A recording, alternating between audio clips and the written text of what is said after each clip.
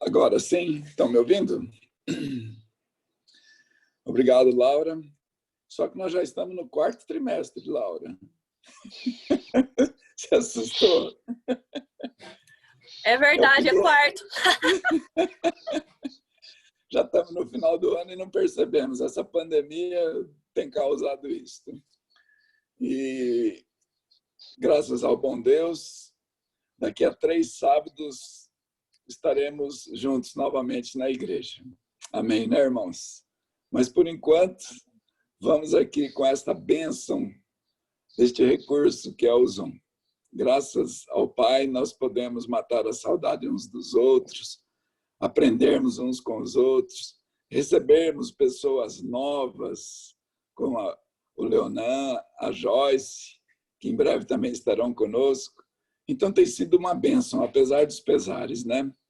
Em tudo dai graças, diz o apóstolo Paulo, e nós não podemos nos esquecer. Nem sempre por tudo, né? Mas em tudo nós devemos dar graças. Vamos orar? Senhor nosso Deus, humildemente queremos nos entregar em Tuas mãos para o aprendizado desta importantíssima lição.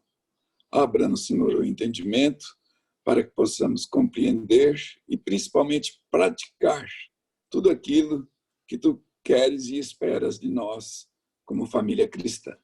Em nome de Jesus, te agradecemos. Amém, Pai. Bom, nós estamos estudando neste trimestre sobre a educação cristã e a redenção. E na semana passada nós vimos que a educação ela é o meio pelo qual os valores e princípios morais cristãos são transferidos de uma geração para outra. E hoje nós estamos vendo, então, a principal e primeira escola que todos nós temos, a família. O verso áureo, ele é bastante oportuno, nos diz assim, Provérbios 1, verso 8, Filho meu, ouve o ensino do teu pai e não deixes a instrução de tua mãe. Eu pergunto para você, ensino e instrução é a mesma coisa? Não, não é. Se você for fazer uma pesquisa, o ensino é a transferência, a transmissão de conhecimento. E a instrução é o treinamento, a habilidade de praticar, de realizar aquilo que foi ensinado. Em outras palavras, o pai ensina e a mãe treina. Vejam só, já desde o princípio do mundo, esta instituição, a família, ficou responsável pela educação dos filhos. Muitas vezes, nós pensamos, a escola é importante, ou a igreja é importante. Você já deve ter ouvido alguém falar assim, eu quero oferecer para o meu filho a melhor educação. A melhor educação, irmãos, não é aquela que nós vamos buscar nem na igreja e nem na escola, e sim aquela que deve ser passada na família. É isso que essa lição está fazendo. A escola e a igreja, por exemplo, alguém fala assim, o meu filho, quando crescer, vou mandar ele para o colégio. Ele tem que ir pronto para o colégio, ainda que seja adventista ou algum outro. A escola mundana, onde se aprende, né, as matérias tradicionais, é um papel coadjuvante, auxiliar, porque a criança ela já tem que sair de casa preparada para enfrentar a realidade do mundo lá de fora. Então, a educação cristã é a transmissão desses princípios, desses valores. A criança já tem que sair educada. Olha só, irmãos, que responsabilidade. Por isso que a senhora White fala que o que uma criança aprende até os 6 primeiros anos de existência, ela jamais esquecerá. Salomão disse, ensina um menino o caminho que deve andar, e ainda quando for velho não se desviará dele. Então, eu creio que esta lição vai ser uma lição muito importante para nós. Para nós quem? Nós que já somos avós, estou vendo o Aquiles aqui na minha frente, já sorrindo. Vocês que são pais, e aqueles que serão pais em breve. A Joyce, o Leonan, a Lu, o Felipe. Essa lição é linda, maravilhosa. Quando eu estudei ela, eu li, mas eu li e pedi tanto perdão a Jesus pelo que eu deixei de fazer, né? Tantas oportunidades que a gente, por ignorância, deixa escapar. Mas nós estamos tendo agora a oportunidade de abrir esse leque de informações para poder, então, aprender aos pés de Jesus. Vamos, então, descobrir, irmãos, através desse estudo, o que é que Deus espera de nós como família cristã e aprender alguns princípios que as Escrituras nos apresentam para, então, direcionar a nossa vida aqui na Terra. A partir de domingo, vem falando sobre a primeira família. Nós vimos na semana passada e hoje nós complementamos. Adão e Eva, eles viveram duas realidades, uma no Éden e outra fora do Éden. No Éden, eles eram alunos, aprendiam diretamente de Deus, da natureza. Aí, eles ousaram conhecer um pouquinho mais do que a matéria curricular, que era o bem. Eles escolheram também estudar o mal. E se deram mal. Foram expulsos da escola. Viveram, então, uma segunda realidade. Deus não mais lhes falava face a face. Agora eles tinham que se comunicar com Deus através daquilo que eles tinham aprendido no Éden e através da oração. Deus não vinha mais na viração do dia conversar com eles. O pecado, irmãos, então causou uma separação entre Deus e o homem. E ainda a presença do pecado neste planeta trouxe a maldição. Maldição sobre Adão, maldição sobre Eva, maldição sobre a natureza. E agora, então, eles deixaram de ser alunos e passaram a ser professores de seus filhos. Vejam que dificuldade, porque a realidade era outra, o contexto era outro. A mensagem ainda era a mesma, porque Cristo deixou bem claro que um dia eles retornariam ao Éden, um dia nós retornaremos ao Éden. E este dia ainda não chegou, mas sobre a família agora ainda repousa esta responsabilidade de educar, transmitir os nossos valores. Que valores são esses? As histórias da Bíblia, falar sobre a fé, sobre o perdão, sobre a obediência, contar as histórias de Jesus, falar da esperança da nova terra, um novo lar, um reino eterno. Tudo isto é responsabilidade da família. Irmãos, eu acho que fica fácil de entender, mas eu queria que o irmão Aquiles nos explicasse. Irmão Aquiles, Satanás tem uma ira terrível contra a família. E nós podemos entender o porquê, não é mesmo? Sim, com certeza. Bom dia a todos, um feliz sábado para todos nós. Então, só explicando família, o que é família é a célula principal da nossa sociedade, né? E Deus, na sua infinita sabedoria, no início da criação de todas as coisas, ele elegeu a família como a base da educação. E vejam, irmãos, como Deus é atual, pois no início da criação ele já usava aquilo que nós estamos usando hoje em nossos dias, né? Que é o homeschool, que é o estudo em casa. Então, Deus é muito atual. Outra coisa importante, né? Nossos mandamentos, eles estão divididos em duas tábuas, né? A gente fala tábua de rocha. E na segunda, a primeira que vem é da família, porque lá Deus determinou: honra teu pai e tua mãe. Ou seja, família. Então, família é a primeira coisa que aparece. E a educação cristã, ela é, como você já falou, transmitida desde os primórdios através da família, como até inclusive nós vimos nas lições anteriores. E nossos filhos e netos, né, absorvem a educação cristã, observando a nossa fé e o nosso comportamento. Portanto, Satanás sabe que precisa destruir a família. Satanás, sabendo disso, ele ataca de todas as formas para destruir a base cristã. E ele trabalha para que a maioria dos pais, como você já falou, terceirizem para a escola e principalmente para os meios de comunicação em massa a educação dos filhos. se nós atentarmos bem para os programas de canais de TVs e mídias sociais, que hoje é a base da informação, lá não tem... O que nós vamos ver é só mensagem transmitida de forma para criar um ambiente de desagregação de nossas famílias. Isso é uma ação direta do Satanás, né? Uma coisa que muita gente assiste são as novelas e as mídias, que a grande maioria, principalmente dos adolescentes, assiste atualmente, não tem nenhuma comunicação com a formação de uma família sólida na base cristã.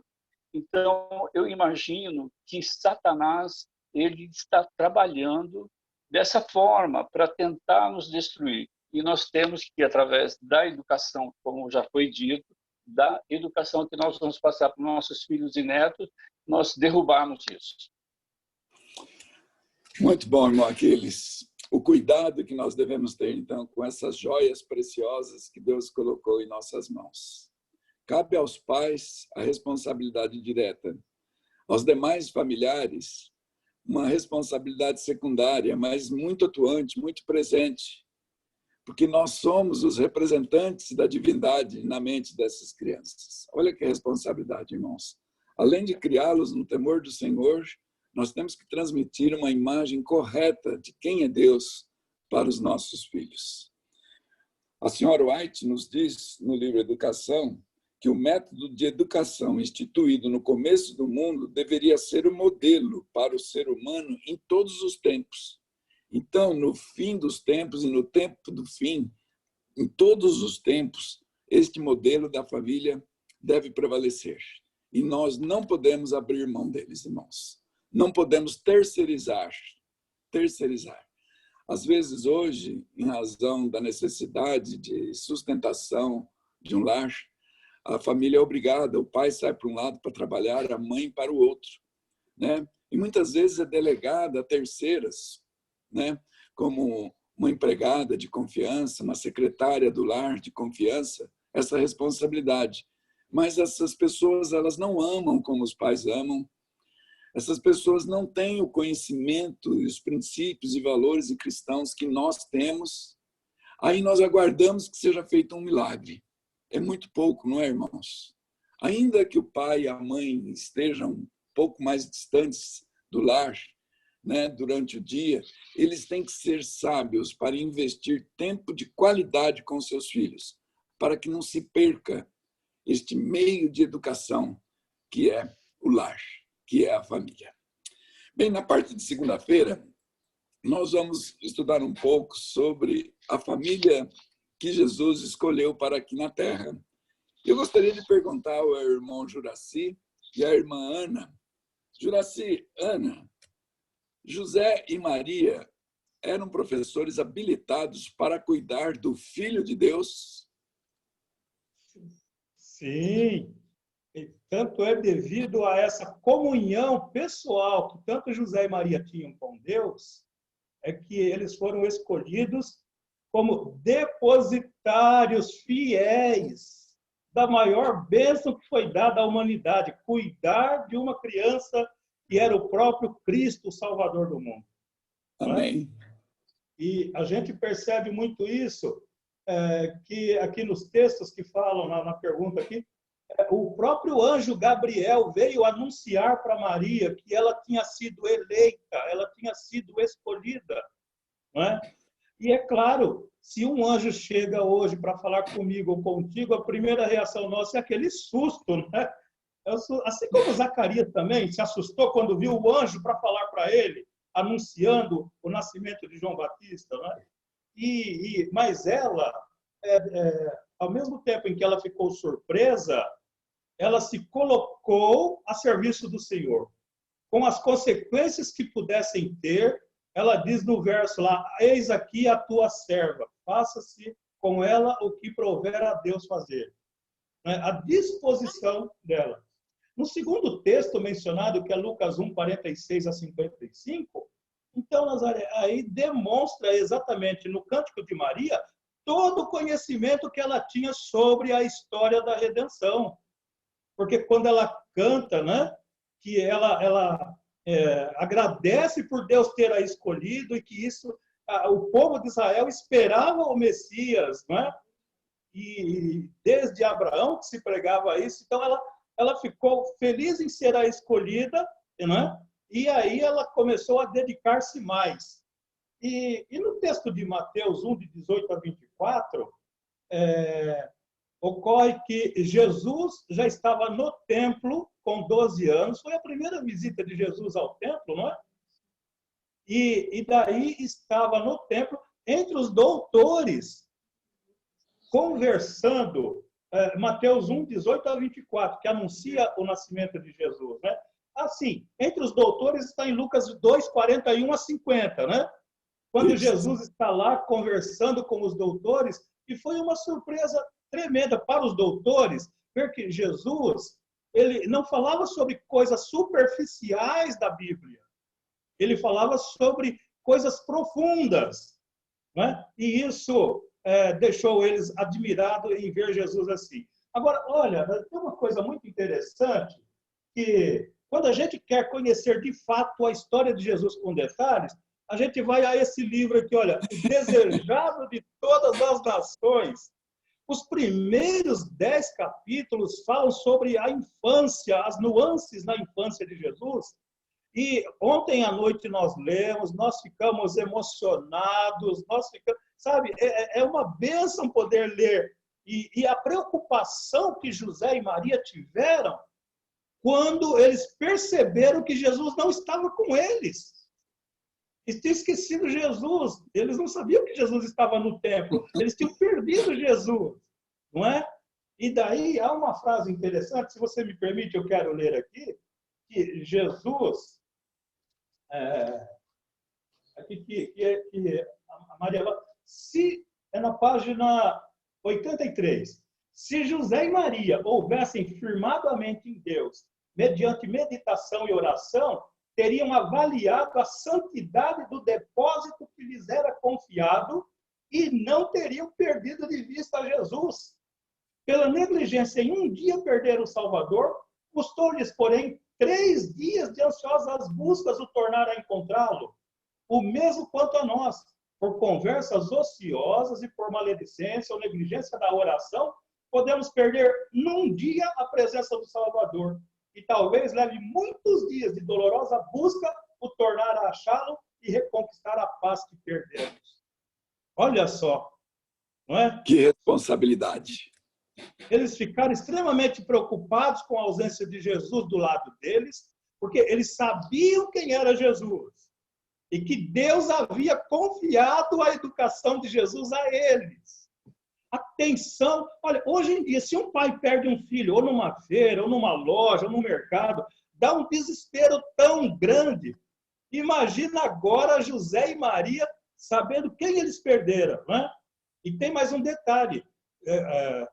Herodes, que a essa época já estava morto, já era um outro governador ali na Judéia, né? Ele tinha procurado matar Jesus. E Satanás não estava desanimado de fazer com que esse plano funcionasse, de matar Jesus. Exatamente. Né? Então, a preocupação deles foi uma angústia muito grande. Há uma frase aqui, olha, vou para encerrar, ok? Que houvesse de existir na terra uma vida isenta da contaminação do mal, era uma ofensa e perplexidade para o príncipe das trevas. Quer dizer, ter alguém tão puro, sem nenhuma natureza pecaminosa, nem tendência pecaminosa, era um sofrimento para o diabo. Ele queria alcançar Jesus de qualquer forma e fazê-lo tropeçar. Percebe?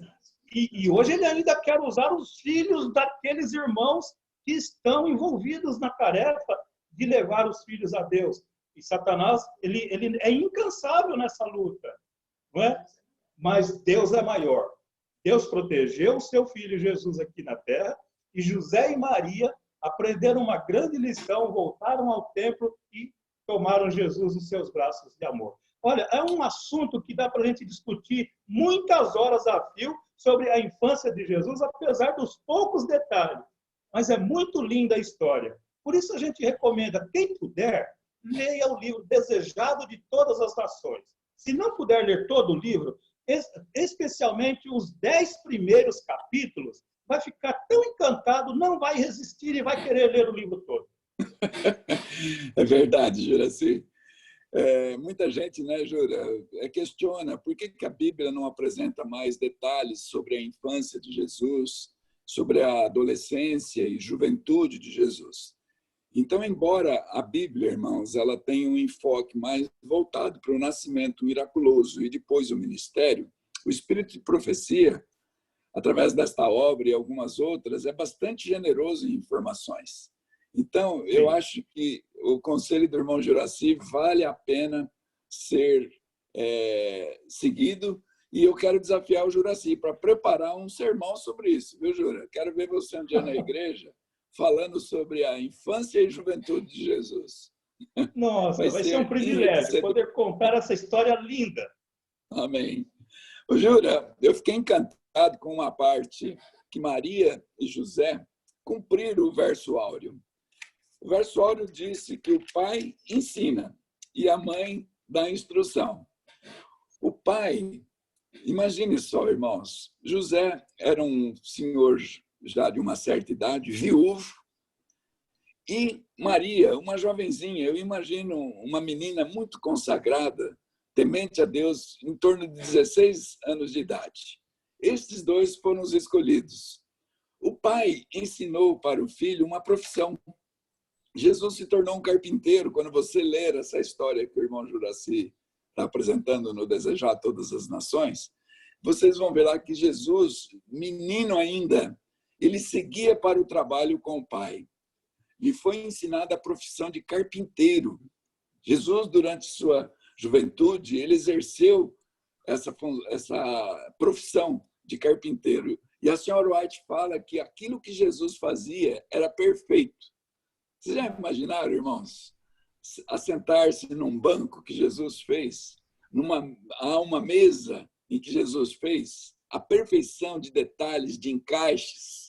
E Maria dava as instruções, a instrução sobre a Bíblia Sagrada, de que no colo de Maria, Jesus aprendeu tudo aquilo que antes ele havia revelado aos profetas e a Moisés.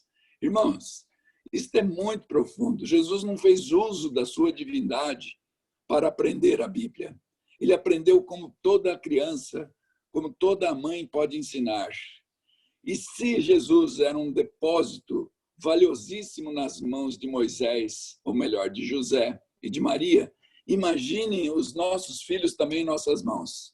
Que depósito precioso que Deus nos confia.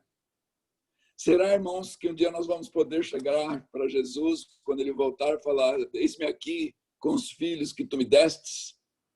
Que esta seja, né, irmãos, a realidade de todos nós. Mas vamos seguir à frente. Na parte de terça-feira, nos é dada a instrução da importância da comunicação na família e, consequentemente, na educação. Felipe, fale para nós qual é o papel da comunicação num lar. Pai, se eu pudesse, eu alteraria até o título da lição de terça-feira. Eu acrescentaria relacionamento, comunicação e relacionamento. Isso vai ficar um pouquinho mais claro quando a gente concluir a abordagem do dia. Bom, o ensino, ele era e continua sendo responsabilidade dos pais dentro da família. E o ensino, ele sempre foi pautado, acima de tudo, na comunicação. É através da comunicação que são transmitidos os conhecimentos, os fatos, as informações, a sabedoria.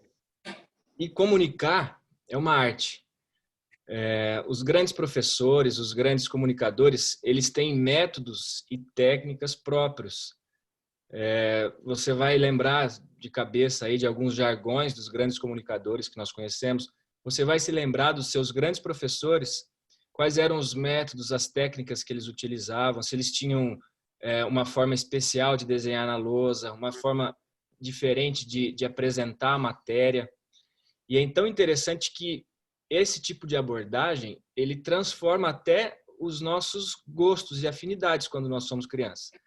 Você pode não ter se dado conta, mas às vezes a profissão que você segue, a formação tua hoje, tem muito a ver com a tua empatia, com o teu gostar de um professor lá na tua tenra infância, né? Às vezes uma matéria que te foi apresentada de uma forma tão diferente, tão encantadora, você gostou e tornou daquilo um objetivo de vida. Então, tudo isso é possível graças a essa comunicação, que é, de fato, uma arte, uma ciência. Na família, não se transmitem apenas informações, conhecimento, sabedoria, tudo isso que nós já mencionamos, mas também e principalmente princípios e valores. E é por conta disso que Ellen White, com base em ensinamentos bíblicos, ela afirma ser o relacionamento a melhor técnica, o melhor método de ensino. Através de um companheirismo, através de empatia, os pais, eles devem se envolver na realidade dos filhos, eles devem entender a realidade de cada um dos filhos. Os filhos podem ter o mesmo berço, a mesma criação, mas eles terão necessidades diferentes. Você empacotar a informação, empacotar e não adaptar de forma que seja mais palatável a um e a outro filho, é um erro, é um equívoco. Você deve entender qual a necessidade dele, você tem que agir e transmitir de acordo com a necessidade dele. Então, tudo isso, aliado à questão do exemplo, né, que quando a gente se relaciona e tem companheirismo, a gente ensina muito mais através do exemplo do que através de palavras. E a gente sabe que o exemplo ele é muito mais eficaz do que um sermão. Complementarmente, irmãos, a comunicação, ela desenvolve, ela fortalece relacionamentos. E essa comunicação que ela deve existir entre nós e Deus, ela deve também existir entre marido e mulher, entre pais e filhos, entre irmãos. Às vezes a gente vê lares divididos por conta de inimizade entre irmãos. Isso é terrível. Isso normalmente nasce ali na infância. Então a comunicação, ela deve ser amplamente fomentada, ela deve ser alimentada. E eu acho que talvez esse seja o grande problema das famílias hoje. Nós estamos separados dos nossos familiares dentro de um mesmo lar, às vezes debaixo de um mesmo teto, nas mesmas 4 paredes, cada um cuidando do seu interesse, cada um com o seu celular de um lado, ou às vezes, ainda que juntos, olhando para uma televisão que te transmite informações, você não toma tempo para ficar com seus filhos porque você está, na verdade, ou muito cansado, ou muito ocupado, e quando você tem algum tempo livre, você se dedica a um entretenimento, a um lazer que não te agrega enquanto família. Eu vou fazer algumas perguntinhas rápidas, que foi a própria lição que trouxe nos seus comentários, que eu achei muito interessantes e é para a gente refletir. Como estamos nós, enquanto familiares, vocês que possuem filhos, nós que estamos nos preparando, é importante que tenhamos essa sensibilidade. Vocês conversam com seus filhos a respeito de sentimentos? A criança, ela se sente segura em compartilhar com você, pai, mãe, esperanças, medos e problemas? A criança, ela é elogiada naquilo que ela está fazendo bem ou ela só ouve críticas? Vocês, pais, são pacientes quando a criança tropeça no aprendizado de uma nova atividade ou de uma nova responsabilidade? Os pais, eles são seguros e maduros o suficiente para admitir seus erros e pedir perdão aos filhos? Vocês, pais, brincam com seus filhos? E o respeito? Você tentou impor ou você cultivou e conquistou o respeito com o seu filho? São muitas perguntas, muitas indagações, a gente tem que refletir. Mas fato é, irmãos, que através de uma comunicação, de um relacionamento eficaz, são aperfeiçoados os ensinamentos. E essa comunicação, ela precisa exercitar os predicados que a lição trouxe, lá na pergunta de número 3, com aquela relação de textos, né? Nós precisamos ser, no trato com os nossos filhos, a nossa comunicação e nosso relacionamento com os nossos filhos precisa ser paciente, amoroso, precisamos saber agradar, saber ser agradáveis, dizer palavras agradáveis. Afinal, tão importante quanto o que nós comunicamos é a forma com que o fazemos. O que dizer, como dizer e quando dizer. Relacionamentos fortes está embasado em confiança, a confiança numa comunicação saudável. E a comunicação saudável, a experiência, a experimentação disso vem através de um tempo útil, um tempo de qualidade a ser investido com a família. Que lição, né, irmãos? Quantas coisas nós pensamos, voltando nossa mente ao passado, as coisas passam tão rápidas e às vezes a gente não se dá conta.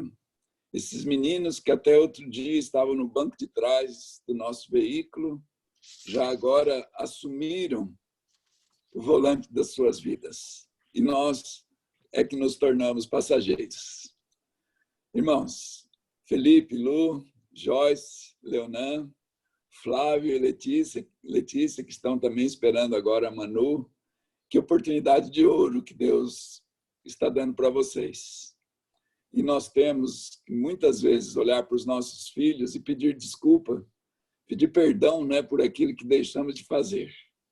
Mas que vocês aprendam também através dos nossos erros, para que a história não se repita na vida de vocês, viu? Vocês sejam sempre abençoados e que valorizem esse precioso tesouro que Deus lhes está confiando, porque passa muito rápido. Felipe, 6 anos não é nada. 15 anos, adolescência, juventude, 20 anos, pronto, já se tornaram adultos e eles vão alçar voos próprios. E quanto mais segura for a base que vocês oferecerem para eles, mais voos altaneiros eles poderão conquistar. Que Deus abençoe a todos vocês. Mas a lição ainda não acabou. A função dos pais. E eu queria perguntar para o Gilson. Gilson, qual é a função do papai e da mamãe dentro de um lar? Por favor. Ô, Nasa, bom, acho que todo mundo, né, que me antecedeu aí falou um pouco, né? Cada um especificamente tocou em algum aspecto, né, da obrigação dos pais com relação à criação dos filhos. Rui Barbosa disse, né, que a primeira célula, né, como o irmão Aquiles falou, a primeira célula da sociedade é a família, né, a célula mãe, a célula máter da sociedade. E hoje, infelizmente, nós vemos pais que não conseguem exercer essa função tão primordial, tão importante, né, uma responsabilidade imensa na sociedade, que é com o cuidado, né, na criação, na educação dos filhos. Hoje eles terceirizam, né, jogam para a escola, como se a escola tivesse essa obrigação, passam para terceiros em função dessa loucura que virou a nossa vida, né, onde havia um conceito, né, você até falou isso nos comentários dos professores, havia um conceito antigo, né, de que o pai era simplesmente o mantenedor da casa, né? A função dele era só manter, prover a casa, né? Isso já não se aplica hoje, né? Muitas vezes há até uma inversão nisso hoje. Às vezes tem casa em que a mulher é a provedora, né? E o pai fica restrito a outra função.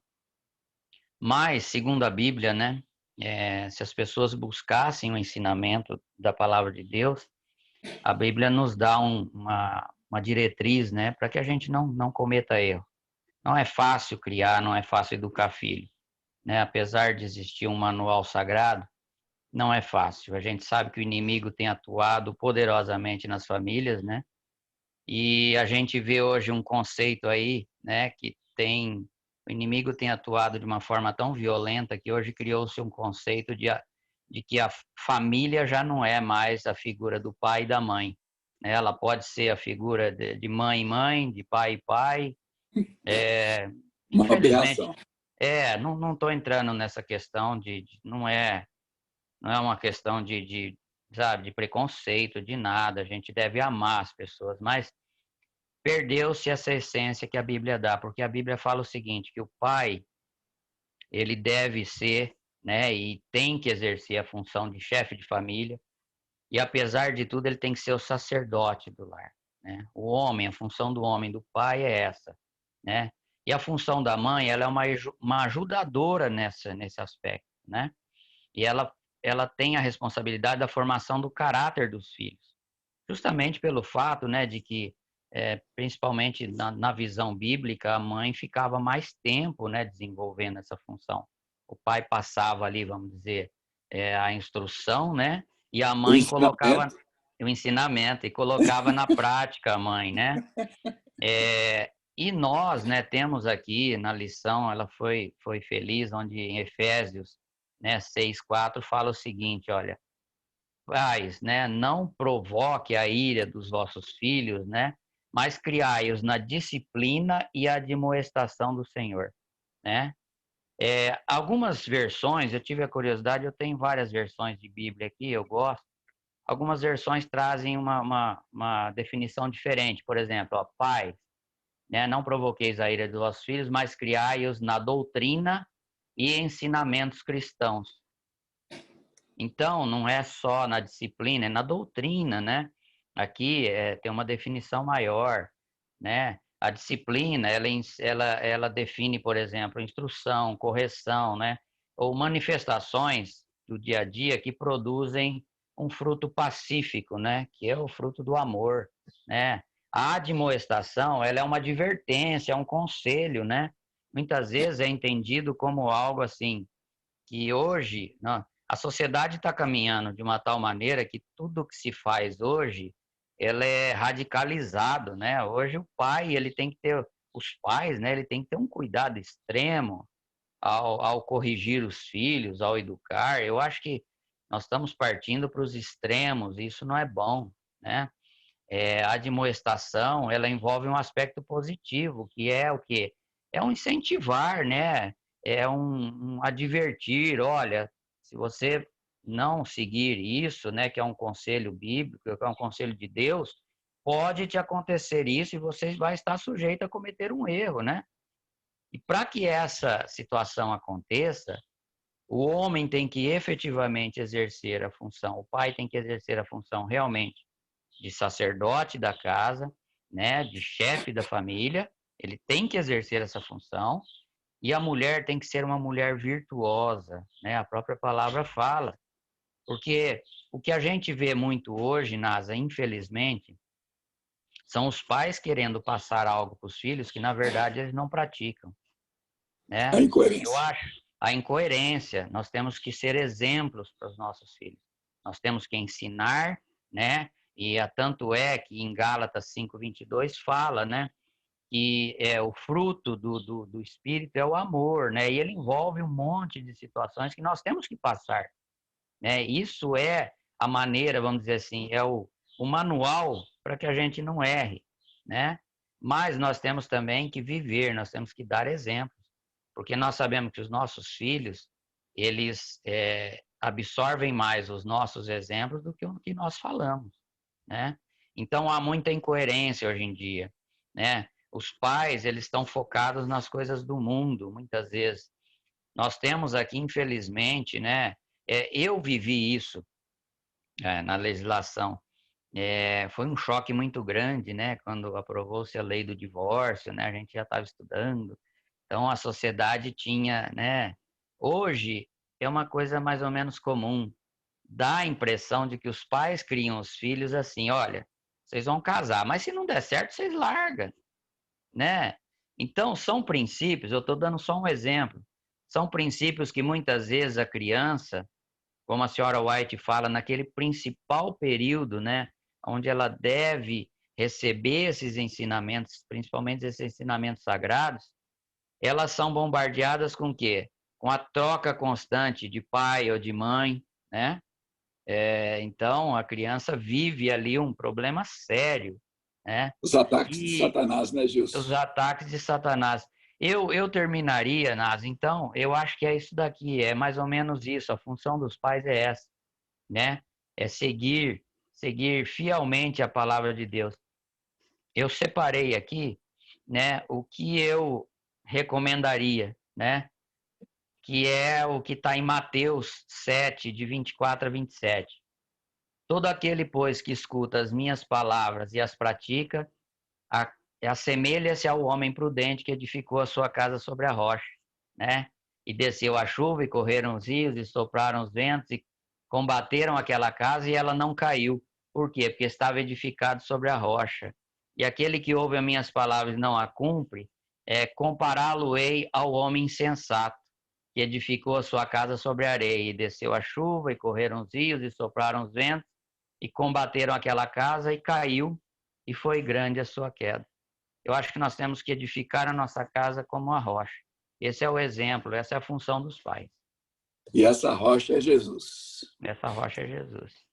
Que legal, Gilson, muito lindo. Esse fechamento teu foi maravilhoso e muito oportuno. Irmãos, eu fiquei pensando também, Gilson, nesta frase: pais, não provoqueis a ira de vossos filhos. E um verso paralelo de Colossenses diz: para que eles não percam o ânimo. Irmãos, olha que responsabilidade que nós temos. Às vezes nós olhamos para as crianças como sendo uns aborrecedores do lar, né? Ficam infernizando, mexendo aqui, ali, fazendo arte daqui e dali. Irmãos, nós, às vezes, nos diz o apóstolo Paulo, nós é que provocamos a ira dos nossos filhos e corremos o risco de fazê-los desanimar na fé. Agora, se você quer saber o que irrita um filho, pergunte para ele: filho, o que o papai e a mamãe fazem, o que mais te irrita, que você não gosta? Se você tiver com dificuldade para fazer isso, lembre-se do teu tempo de criança, coloque-se no lugar do teu filho e veja o que a tua mãe e teu pai te faziam, que você menos gostava, que te irritavam. E às vezes, irmãos, nós projetamos a imagem de Deus para os nossos filhos. Se nós somos ranzinzas, chatos, espancadores, castigamos por nada, maltratamos, não elogiamos, a imagem de Deus que eles vão ter é essa, que Deus é assim. E se do outro lado você for indulgente, bonzinho, liberal, pode fazer tudo, não repreende, não ensina, eles vão falar a mesma coisa: Deus não está nem aí comigo, eu vou fazer o que eu quero e Deus vai me aceitar do jeito que eu sou. Então, olha que responsabilidade que nós temos de criá-los na administração, na doutrina, na disciplina do Senhor. É isto que se espera dos pais. É esta a função dos pais. Aqueles que querem construir a casa sobre a rocha. Valeu, Gilson. Irmãos, indo para a última parte da lição, para não esquecer. A educação, ela é embasada na repetição de atos, de fatos. Quanto mais você pratica, mais prática você adquire, mais habilidade você adquire. O próprio nome Deuteronômio quer dizer repetição da lei. Deus usou esse método para colocar na mente de seus filhos de Israel que a repetição é importante para que não esqueçamos os princípios vitais que elas determinam. A história do povo de Israel está bem distante, mas os ensinamentos são atuais, bem presentes. Flávio, o que você tem a nos dizer sobre o livro de Deuteronômio, em especial o capítulo 6?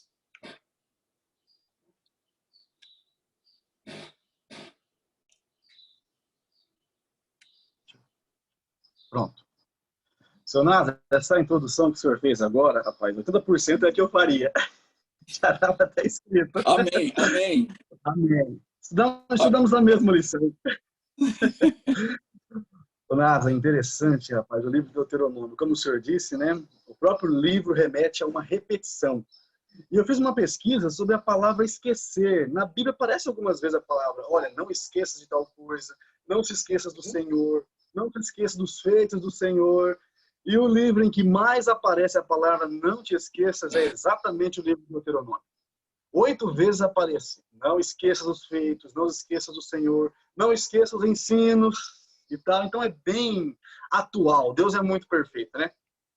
Mas vamos lá. O Dr. Gilson, quando foi começar a parte dele, disse que o pessoal anteriormente falou um pouquinho já do que ele ia falar. E olha, Dr. Gilson, o pessoal, agora que eu vou fazer minha parte, falou 90% do que eu ia falar. Mas é importante que é para a gente realmente não esquecer. Como o senhor disse, né, o pessoal de Israel estava indo habitar a terra de Canaã. Então havia ali estatutos, mandamentos, juízos, que eles precisavam ficar inculcados. Eu vou falar sobre inculcar. Precisava ficar fixados na sua mente para que eles não se esquecessem. E como resultado, né, temessem a Deus, teriam vida longa, viveriam bem. Tudo isso é o que nós também almejamos. Só que eu queria já partir para o ponto principal. Quem deveria ensinar? Nós já falamos bastante isso. Só gostaria de abordar o capítulo 6, verso 6, que diz o seguinte: essas palavras que hoje te ordeno estarão no teu coração. E o início do verso 7 diz: tu as inculcarás. Seria até desnecessário eu falar tudo que já falamos aqui sobre a responsabilidade dos pais. Nós não podemos terceirizar a nossa educação, a educação dos filhos. Não podemos achar que eles vão aprender melhor com a avó. Nem todas são uma Lloyd na vida, né? Nós não podemos achar que a avó, o vovô, o titio, a titia vai ensinar melhor do que os pais, o papai e a mamãe. Não achar e também não se limitar, Nasa, a apenas a classinha da igreja no sábado. Ah, não, eles já estão aprendendo sobre Jesus na classe de sábado. Ou ao clube de aventureiros, ou ao desbravador, ou, como o senhor disse na introdução, a um colégio adventista. Ah, eu vou salvar meu filho enviando ele para o colégio adventista. Como o senhor bem disse, a criança tem que chegar lá preparada. Preparada à escola, à grande faculdade, aos professores, os mestres, os representantes de Cristo, o grande mestre, é o pai e é a mãe. Só que além de estar preparados, existe uma palavrinha anterior a essa que é muito mais importante. Além de se preparar, os pais devem se consagrar. Estas palavras de capítulo 6, verso 6. Estarás no teu coração. Estando no teu coração, você vai pensar sobre ela, você vai agir em cima desses princípios que você tem. Então, tanto eu, quanto os outros pais, né, que estão aí no grupo, e que também virão a ser pais, nós devemos, além de nos preparar, criar filhos honestos, sóbrios, nós devemos nos consagrar para criar filhos consagrados. E essa incumbência é nossa. Estarás no teu coração e tu as inculcarás. Inculcar, Nasa. Inculcar, até o senhor explicou nos áudios sobre o aconselhamento, o ensinamento. Mas eu gosto muito da Bíbliazinha antiga, a corrigida, e ela não traz a palavra inculcar. Diz, e tu a intimarás aos teus filhos. Aí eu procurei saber a raiz do hebraico intimar. Significa afiar dos dois lados, aguçar, sofrer agulhadas. Achei bem interessante isso aí, procurei a ideia central disso. Incrível. A ideia é que assim como as palavras eram gravadas em tábuas de pedra com um objeto pontiagudo, assim também a lei de Deus, os feitos do Senhor, as obras de Deus na nossa vida, na nossa família e também na vida da criança, devem ser impressos no coração dos nossos filhos.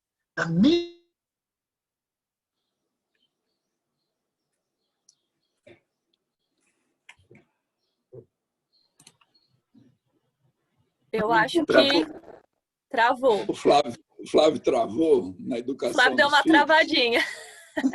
Ai, meu pai. Destrava aí, Flávio. Já está destravado, Voltou. Flávio. Travou? Destravou. Eu sou... Você refém tecnologia é difícil, né? O inculcar. Flávio. Ai, não é possível isso. Tá me ouvindo agora? Então...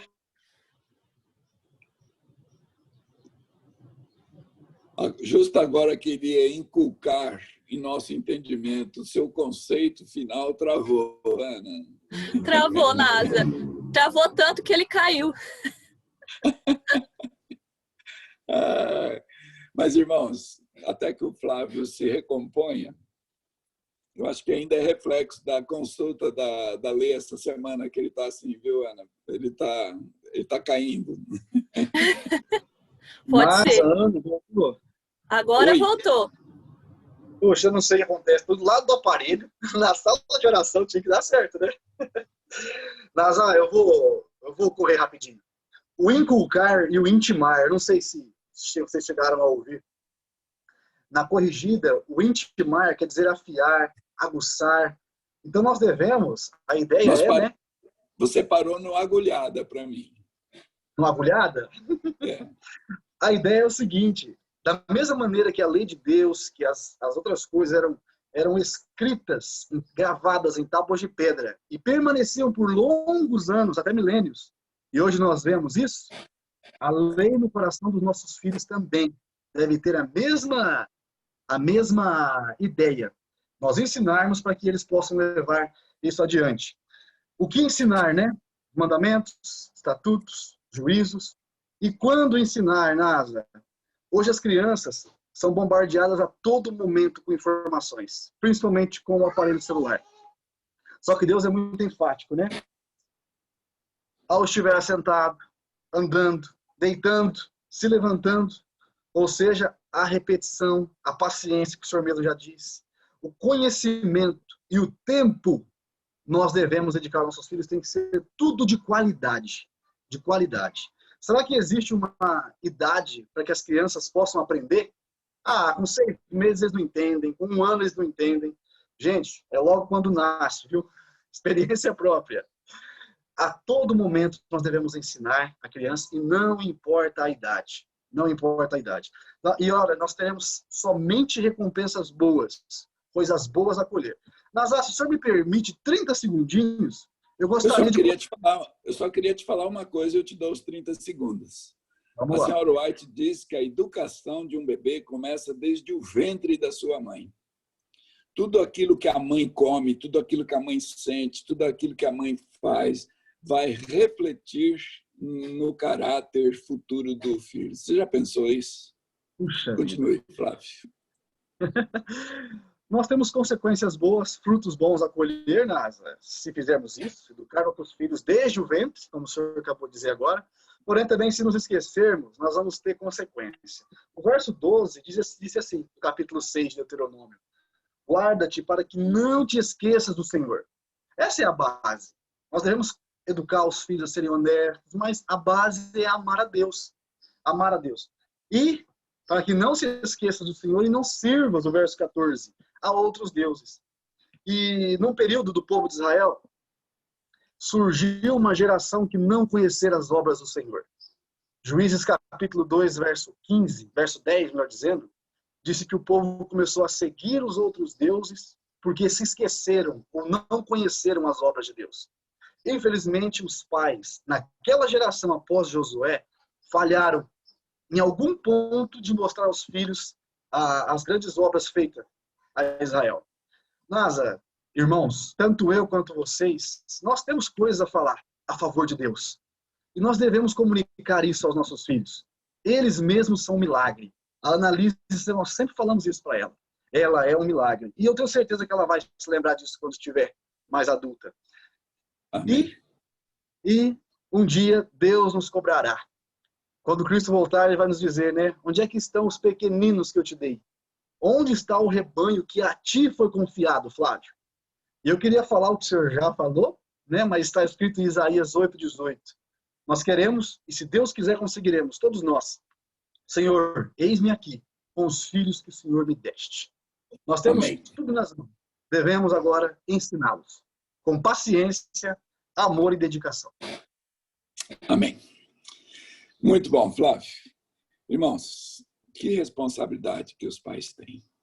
Se Moisés assim ensinou os filhos de Israel que estavam para entrar na terra prometida, o que dirá nós, irmãos, temos a fazer, porque nós estamos indo para a nova terra, a nova Jerusalém.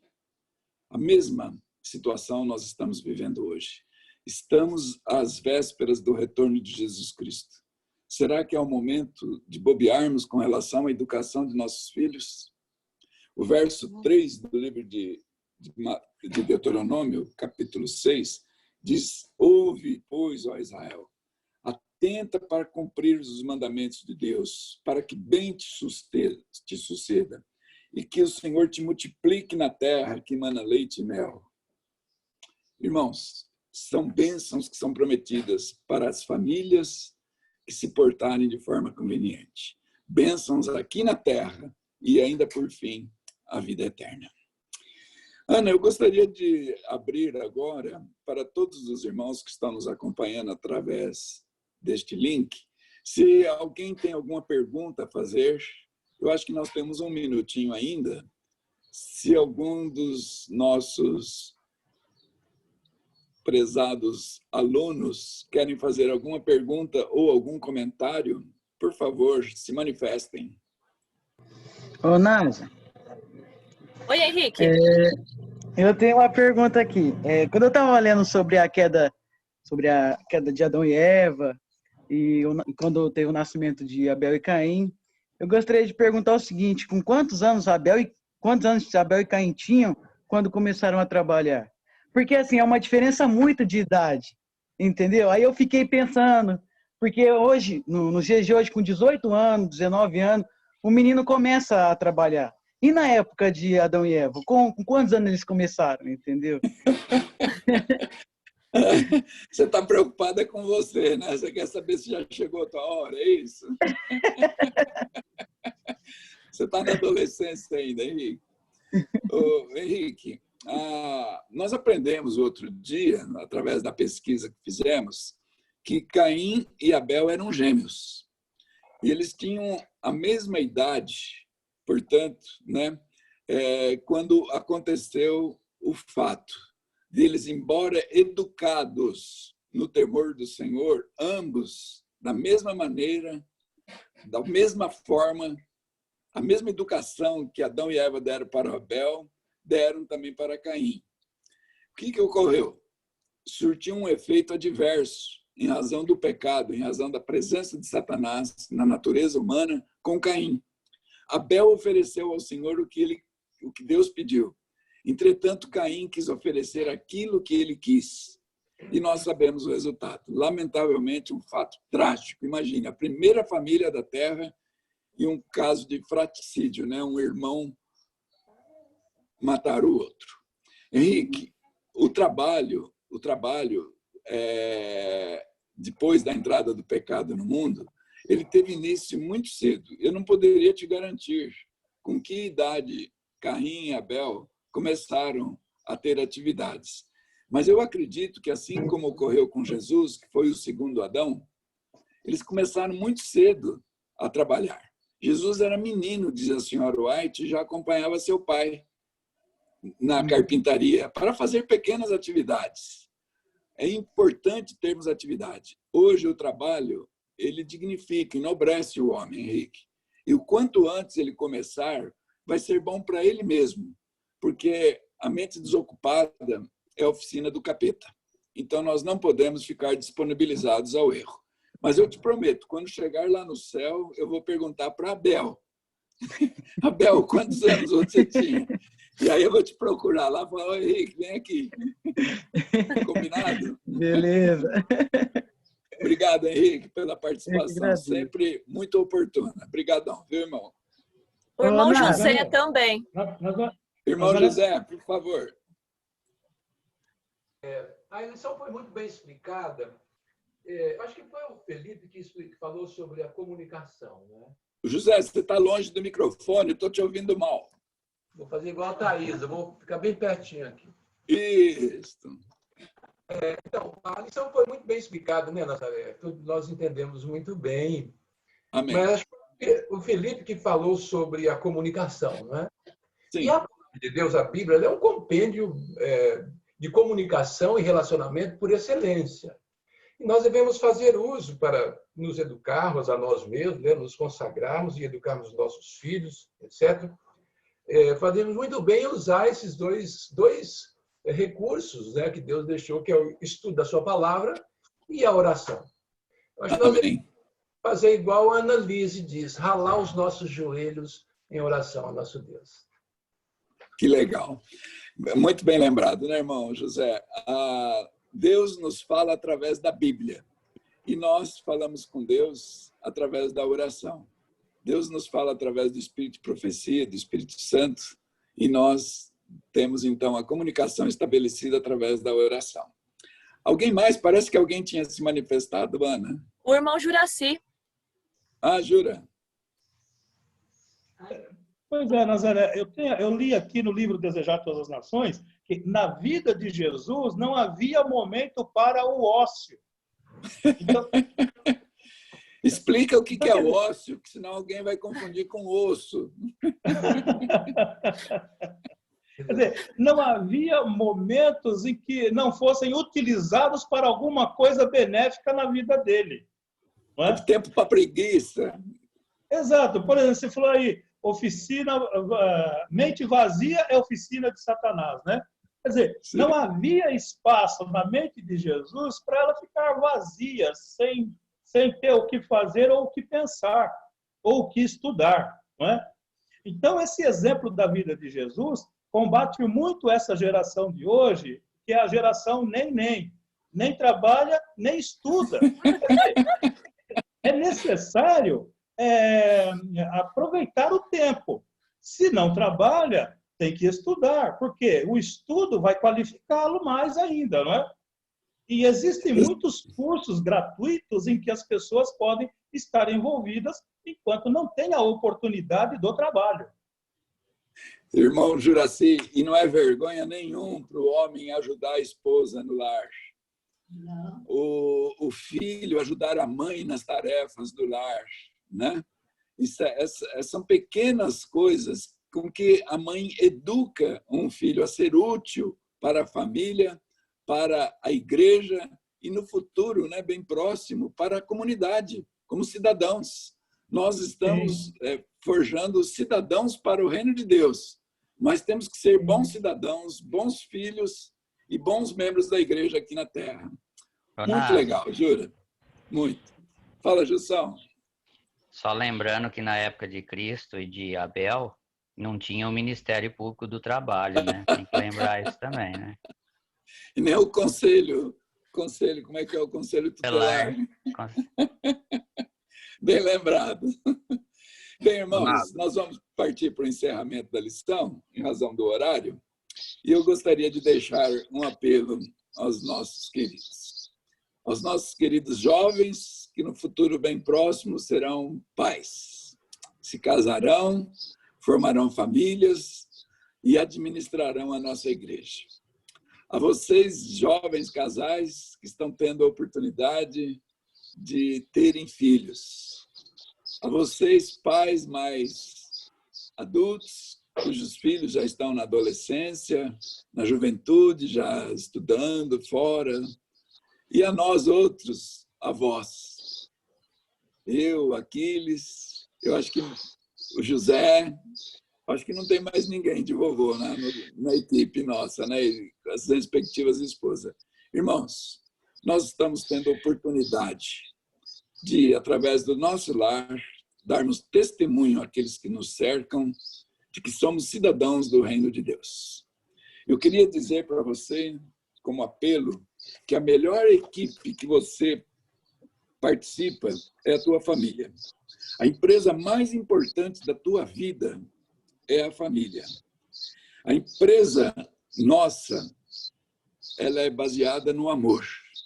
E é este amor que nós devemos caracterizar os fortes relacionamentos que existem entre nós, ao ponto tal de formarmos pessoas que, com base no amor, estejam preparadas para a vida eterna. Obrigado pela belíssima lição que todos vocês nos ajudaram a fazer. Obrigado pela paciência em nos ouvir e um feliz restante de sábado a todos. Obrigado, Ana, e com você, minha irmã. Eu vou apresentar para vocês agora o lar cristão. Eu sou um lar cristão. Não, desculpem o engano. Eu era um lar cristão. Antes, nos dias passados, havia em mim sempre, em todo o tempo, sobre todos os assuntos, um conversar gostoso, com sabor de compreensão, de franqueza, mas, sobretudo, de respeitoso amor. As crianças riam alegres com aquele riso claro, próprio delas mesmas. Todos falavam, trocando impressões sobre os mais variados temas. À noite, abria-se a palavra de Deus. Meditava-se em torno dela e lindos hinos eram cantados. Orava-se também fervorosamente, às vezes até de mãos dadas ou com todos ajoelhados. Ah, como eu gostava daqueles momentos! Parecia-me que os próprios anjos se debruçavam sobre aqueles pequeninos que, ao ler, tropeçavam em várias palavras e então olhavam para os pais certos da carinhosa ajuda. Eu, o lar, me enchia de alegria, sentia-me muito mais importante, lembrando-me que a origem, o centro daquela maravilhosa harmonia, era nada menos que o Senhor Jesus Cristo, em nome de quem eu havia sido criado. Porém, quase que de repente, tudo mudou. O meu chefe, o esposo e pai que era o cabeça da família, é agora uma pessoa calada, triste. Parece que todos se cansaram de falar, não sabem mais cantar, andam nervosos e apressados. Reunião de família? Nem pensar. Nunca estão todos em casa. Mas se algum dia estão, é assim. Um vai para o seu quarto, fecha a porta e fica lendo umas revistas esquisitas, muito diferente das que lia antes. Outro se encolhe numa poltrona, com os olhos fixos no teto, torce e retorce as mãos com a expressão aflita de quem tem graves problemas. A maioria, no entanto, se concentra em seus celulares, e alguns em frente daquele aparelho chamado televisor, e então o silêncio é completo. Ninguém tem qualquer coisa a dizer, mas se tivesse, ouviria logo um psiu opressor, reprovador, como se houvesse dito alguma palavra feia ou cometido um erro terrível. A Bíblia, a carta de amor de Deus à família, ali está num bonito suporte em um canto da sala para ser vista por quem chega em visita, mas ninguém a examina mais, já nem tocam nela. A cada dia, sinto que os valores reais estão sendo trocados por fantasias, sonhos perigosos e enganos lamentáveis. Vou lhes dizer com franqueza, não entendo bem como, sendo eu quem era, estou agora como algo que nunca deveria ser. Somente um grupo de pessoas se movendo no ambiente de opressões, apreensões, temores, desamor, indiferença e frieza. Estou doente, quase agonizante. Dói em mim o silêncio que cala os diálogos amigos, antes tão frequentes. Além disso, vejo angustiado que os meus componentes, os meus queridos, pensam que estão bem, que evoluíram, que cresceram, mas lá, bem no íntimo, sofrem da insatisfação de quem deixa a verdadeira vida por muitas coisas que já trazem em si, a marca da morte.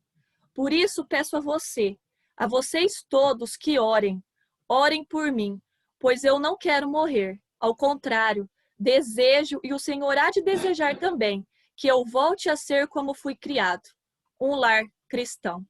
Amém? Amém. Eu vi que o Onofre ficou muito quietinho hoje. Eu gostaria que ele fizesse a oração final. Onofre, você ora por nós?